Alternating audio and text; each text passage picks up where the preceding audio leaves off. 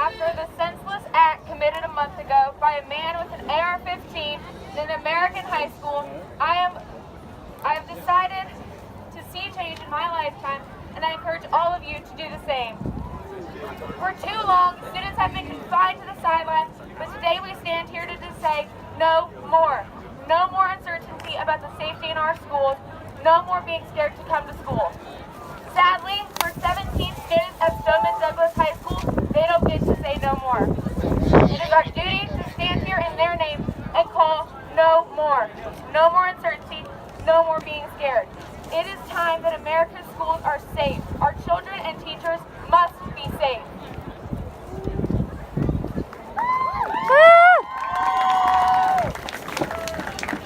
Hello everyone, I apologize, but if we could keep it down so we can actually hear the speakers, that would be phenomenal. Thank you very much.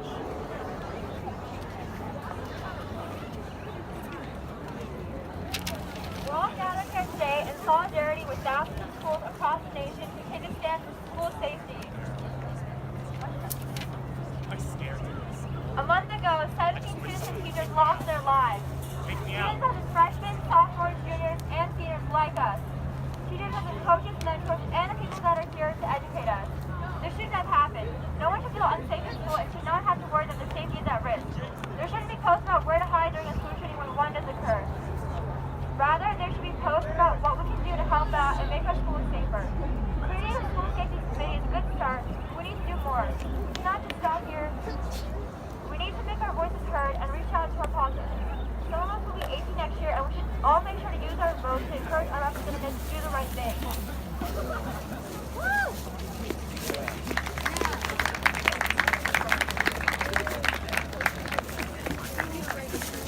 Students, I'm going to make this short and to the point.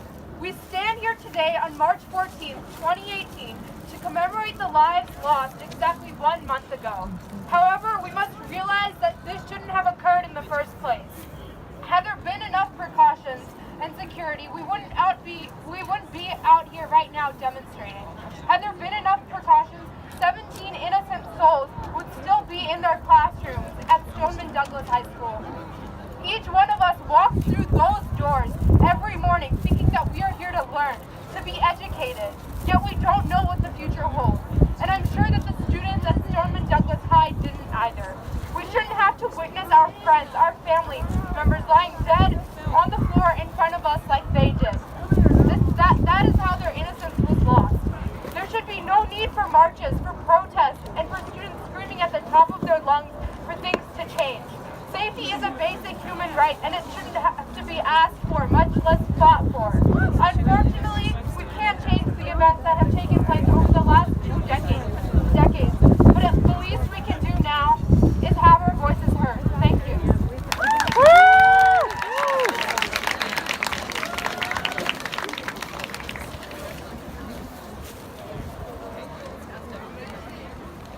Could you guys come closer? Everybody please come a little bit closer. Come to the fence.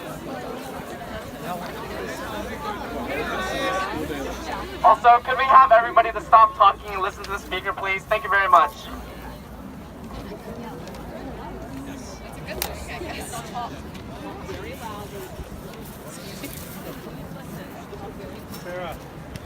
Since the Sandy Hook shooting on December 14th, 2012, there has been 186 school shootings being defined as any time a firearm is discharged in a school. What many of us may not know is that on March 7th, only 1 week ago, a 17-year-old girl was shot dead in her class. Another shooting, but it just didn't gain heavy media coverage, probably because it wasn't as catastrophic as the ones we usually hear about. I know that as an American, I am 25 times more likely to be killed by a gun than in other developed countries. And honestly, I'm scared. I'm scared for myself and family and friends and all the other students in the United States because it's a lot less of what if my school's in a shooting and more of what do I do when my school is in a shooting. If versus when.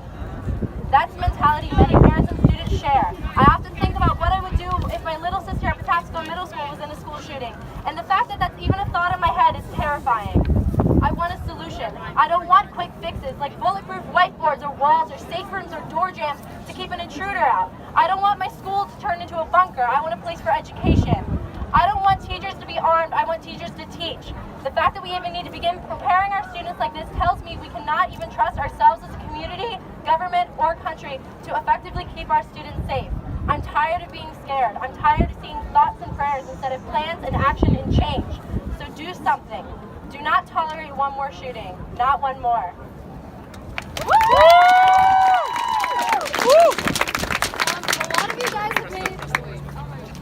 A lot of you guys have made posters. Could I see them?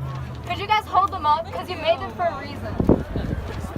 We tend to say that time is experience, and that age is knowledge, and that there are some things a child should never have to see. A junior from Stoneman High School, the school we are gathered here today to honor and commemorate, said that everybody needs to remember that we are just children.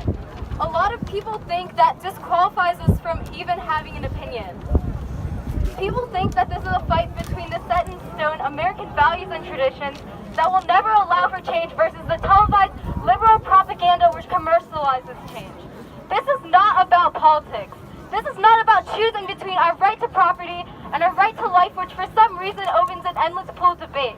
This is about people killing people for just no good reason. No child, teacher, or staff member should ever feel unsafe in any public school system so long as the government claims to be for the people, by the people.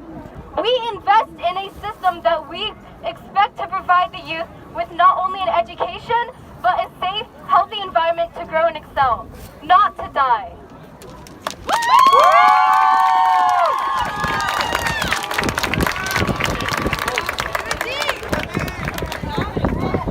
Hi guys. Well, I want to say that I'm from a country where violence is part of everyday life, where people that speak up are threatened to death, and there's no such thing as regulation of arms. Nowadays, there's a social crisis in Venezuela that could have been prevented a long time ago, as many of the tragedies that have happened throughout history. I urge all of you to not be bystanders on this issue, which include us all. We cannot risk the security of millions of students after what the past has shown us. We have the right to live safely, and I can never stress enough how valuable safety is to me, and what a mistake would be to lose it. And remember, as once Voltaire said, every man is guilty of all the good he did not do. Thank you.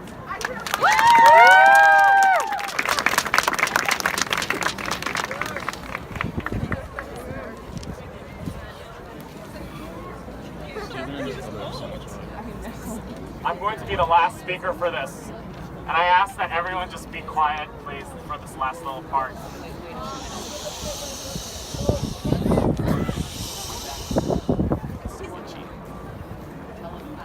There's people in the back still talking. This is a memorial. This is a silent protest.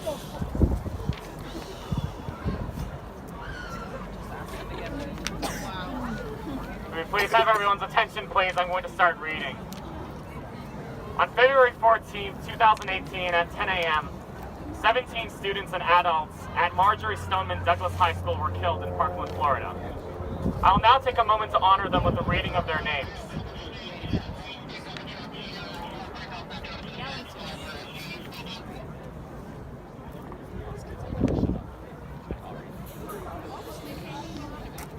There's a group of guys back there still talking.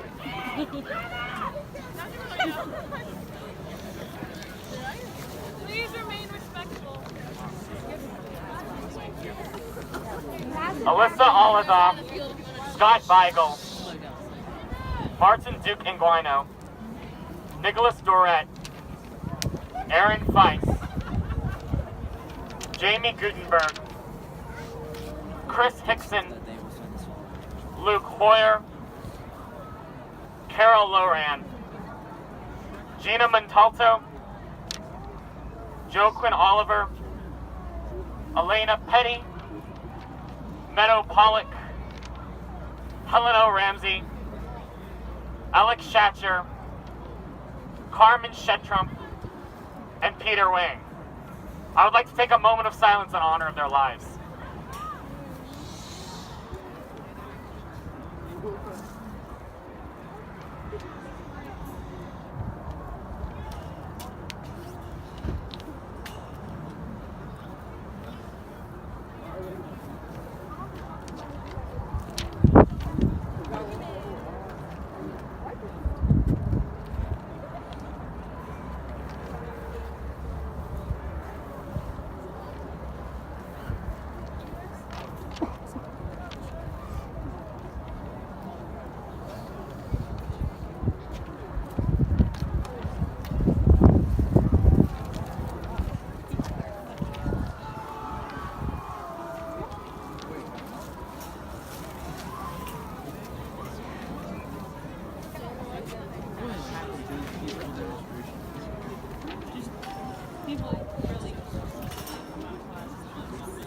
Thank you very much.